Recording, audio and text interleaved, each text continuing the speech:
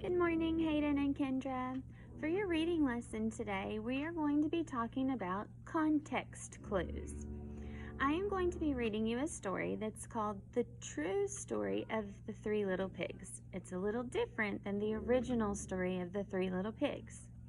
We are going to hear some new vocabulary words as we read through this story. And at the end of this story, I'm going to show you how to use context clues to figure out the meaning of these new words. You may have heard the story of the Three Little Pigs, but this is called the true story of the Three Little Pigs. Everybody knows the story of the Three Little Pigs, or at least they think they do, but I'll let you in on a little secret. Nobody knows the real story because nobody has ever heard my side of the story. I'm the wolf, Alexander T. Wolf. You can call me Al. I don't know how this whole big bad wolf thing got started, but it's all wrong. Maybe it's because of our diet. Hey, it's not my fault wolves eat cute little animals like bunnies and sheep and pigs. That's just the way we are. If cheeseburgers were cute, folks would probably think you were big and bad too. But like I was saying, the whole big bad wolf thing is all wrong. The real story is about a sneeze and a cup of sugar. This is the real story.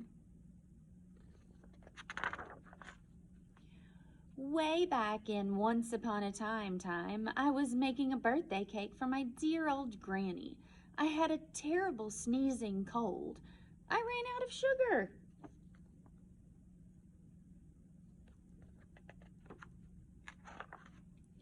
So I walked down the street to ask my neighbor for a cup of sugar.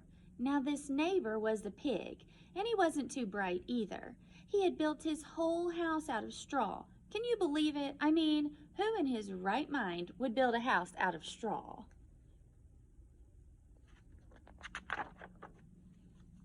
So of course the minute I knocked on the door, it fell right in. I didn't want to just walk into someone else's house, so I called, little pig, are you in?" There was no answer. I was just about to go home without the cup of sugar for my dear old granny's birthday cake. That's when my nose started to itch. I felt a sneeze coming on. Well, I huffed and I snuffed. And I sneezed a great big sneeze. And you know what? That whole darn straw house fell down, and right in the middle of the pile of straw was the first little pig, dead as a doornail. He had been home the whole time. It seemed like a shame to leave a perfectly good ham dinner lying there in the straw, so I ate it up. Think of it as a big cheeseburger just lying there.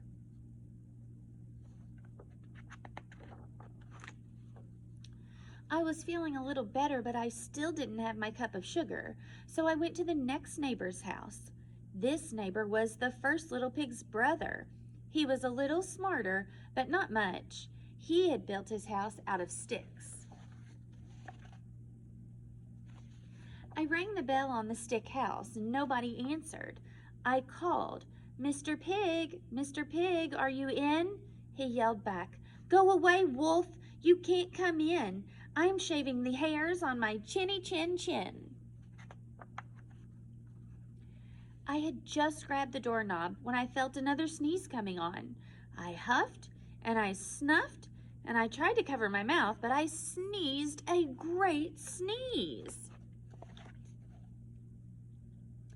And you're not going to believe it, but this guy's house fell down just like his brother's.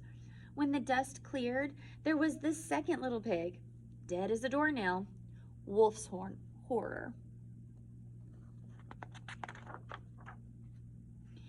Now you know food will spoil if you just leave it out in the open, so I did the only thing there was to do. I had dinner again. Think of it as a second helping. I was getting awfully full, but my cold was feeling a little better, and I still didn't have that cup of sugar for my dear old granny's birthday cake. So I went to the next house. This guy was the first and second little pig's brother.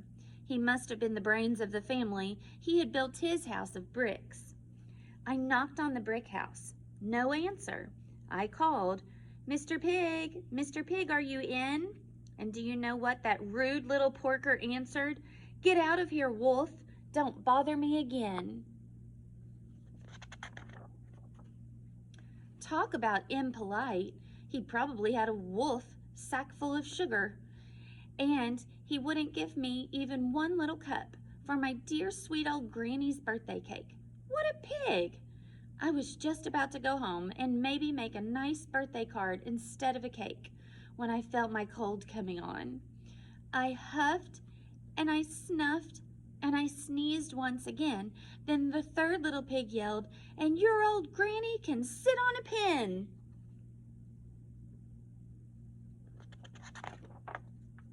Now, I'm usually a pretty calm fellow, but when somebody talks about my granny like that, I go a little crazy. When the cops drove up, of course, I was trying to break down this pig's door, and the whole time I was huffing and puffing and sneezing and making a real scene.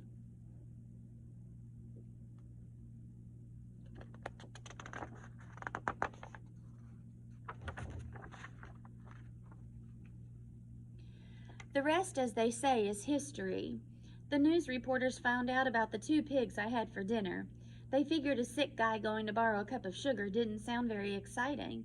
So they jazzed up the story with all of that huff and puff and blow your house down, and they made me the big bad wolf. That's it. The real story. I was framed.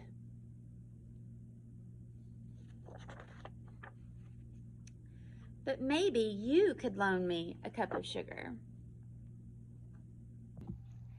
Now let's go back and take a look at a couple of pages in the story and see if we can figure out the meaning of a vocabulary word using context clues. Let's start right here. It says, maybe it's because of our diet. So the word diet may be a word that you're not familiar with. Let's see what it says after that. It's not my fault wolves eat cute little animals like bunnies and sheep and pigs. That's just the way we are. If cheeseburgers were cute, folks would probably think you were big and bad too. So after the word diet, the wolf starts to talk about things that he eats. So the word diet means the foods that humans or animals eat. Let's take a look right here. It says, so I walked down the street to ask my neighbor for a cup of sugar. Now this neighbor was a pig, and he wasn't too bright either. Usually when we hear the word bright, we think of things like a light or the sun, but he's talking about his neighbor not being very bright. So let's see what he says next to see if we can figure out what he means. He built his whole house out of straw. Can you believe it? I mean, who in his right mind would build a house out of straw? So what he's saying when he says his neighbor is not very bright is his neighbor is not very smart. Now let's take a look at one last page. We're going to look at this page right here. On this page he says, so they jazzed up the story. The word jazzed may be a word that you're not familiar with. So let's look and see what he says before that sentence. He says, the news reporters found out about the 2 pigs I had for dinner. They figured a sick guy going to borrow a cup of sugar didn't sound very exciting. So they jazzed up the story. What they mean by jazzing up the story is they wanted to make it more exciting. So according to the wolf, the news reporters changed the story around to make him out to be the bad guy when he doesn't think he really was. The last word we're going to look at is the word framed. At the very end of the story, the wolf says, that's it, the real story. I was framed. So what I want you to do is think about the words in the story and tell me what you think the word framed means. See you later.